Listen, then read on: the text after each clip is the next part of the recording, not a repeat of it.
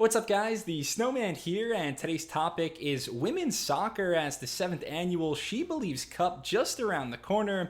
The She Believes Cup, a fantastic yearly tournament that the USA hosts every February. This year it's taking place in Carson, California and Frisco, Texas. So we'll take a look at the format for the She Believes Cup, also preview the 4 teams that are competing this year, as well as make a few predictions for this 7-day soccer event. Some quick background: if you're unfamiliar with the She Believes Cup, it was first played back in 2016, always contested on American soil. The U.S. women's national team invites 3 nations every year to compete in the tournament. It's a relatively short event though, just 1 week. All 4 teams will play each other 1 time, and teams are awarded 3 points for a win, 1 point for a draw, 0 points for a loss.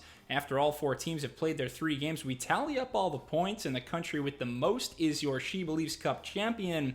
And this is a look at the first 6 years of competition. The United States has won the trophy 4 times total, including the past 2 years. France and England have also won the event. Some elite competition with the She Believes Cup. It's mostly top 10 nations. Last year it was the Americans on top, with Brazil second best, Olympic champions Canada in third, and Argentina in 4th place. This year, as always, we have the Americans as the host. The US remained the #1 team in the world according to the FIFA rankings, and this tournament will be the first matches of the year for Vlatko Andonovski's team. The second nation competing is Iceland, who comes in ranked number 16 in the world. Iceland participants at the past 3 UEFA European Championships. Also invited are the co-hosts of the 2023 World Cup, New Zealand. The Kiwis checking in at 22 in the rankings. And the 4th team is world number 24, Czech Republic. All 3 of these nations invited, making their She Believes Cup debuts, so some fresh blood for the US to contend with this year. And this is a schedule for the week's events. The US kicks off their campaign by facing off against the Czechs late night in Carson. Iceland and New Zealand meeting beforehand.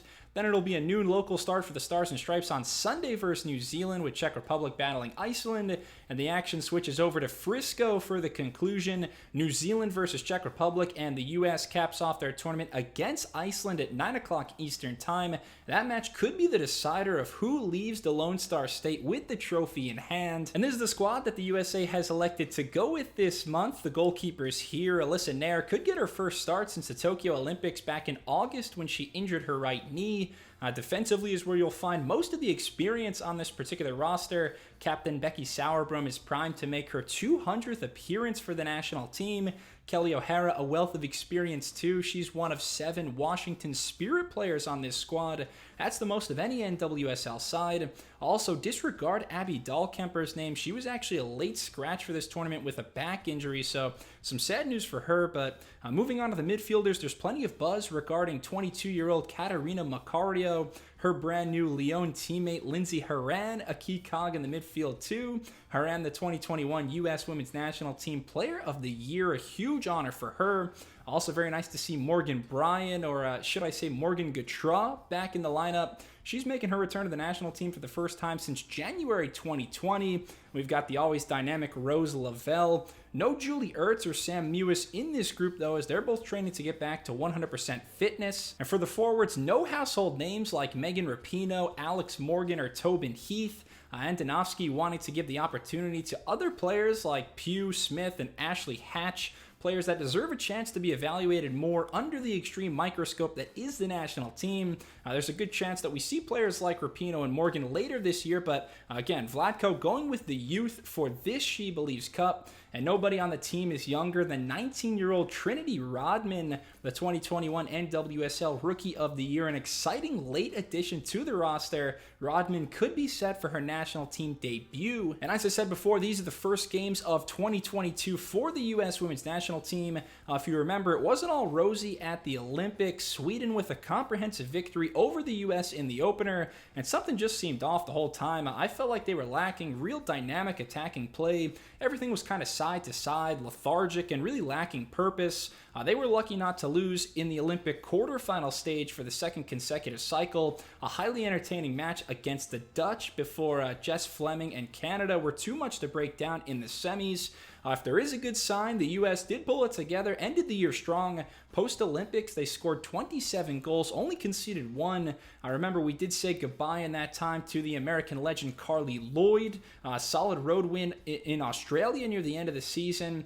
And that pretty much brings us up to today, where I believe the U.S. women are going to come out revitalized and ready to stamp their mark ahead of the CONCACAF Women's Championship this summer, which will determine 2023 World Cup qualifying. As far as the other three nations at the She Believes Cup, I see Iceland as the biggest threat to American supremacy. They actually just played the Czech Republic in a World Cup qualifying match last October, and they won 4-0. They beat Japan in November too, so Iceland should be coming in as a confident program on the rise.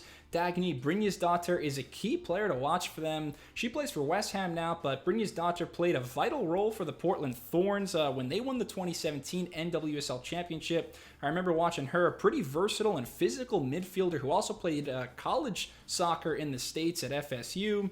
For New Zealand, their form not quite as hot. The Kiwis lost 8 of their last 9 matches in 2021, and they released former USA headman Tom Sermanni after the Tokyo Olympics last summer, so it has been a bit of a transition period under new coach Jitka Klimkova. You might remember New Zealand was defeated at the Olympics by the U.S. 6-1. Rose Lavelle getting the scoring started that day. Captain Ali Riley and company will hope to maintain a better defensive shape and not make things so easy this time around. And then with the Czech Republic, I'm honestly not expecting too much from them this tournament. They are the lowest ranked team. They've never qualified for a European Championship or World Cup event. I don't think I've ever gotten to watch them on TV, but they should have continuity on their side. 15 players on the Czech roster play for the top 2 clubs in Prague. They also have an exciting midfielder, Katarina Svitkova, who already has 21 goals in 47 international caps. So they'll need some magic from her to contend. All in all, it's definitely another tournament that's the USA's to lose. I see them as the winners at the end of the day, but more importantly, I want to see who steps up specifically in the attacking third without Morgan, Rapinoe, Heath, and Kristen Press. I mentioned Carly Lloyd is now retired too, and our 6 forwards for this event have a combined 37 career international goals. That's not very many, so definitely lacking experience there. Is it going to be a Trinity Rodman getting her first opportunity? How will Mallory Pugh and Lynn Williams look? Does Lindsay Horan continue her fabulous form? I think it'll be the U.S. in first. Give me Iceland in second. Probably slight advantage to New Zealand for third, and then the Czech Republic in fourth place, just because they seem to have the most unknown, but very excited for this 7th annual She Believes Cup to begin. And thank you so much for watching my She Believes Cup preview. If you enjoyed it, please give me a thumbs up, leave a comment, let me know what else you'd like to see in terms of preview videos. Subscribe to Snowman Sports Media for more soccer and football content, and I hope to see you soon. Thanks a lot. Cheers.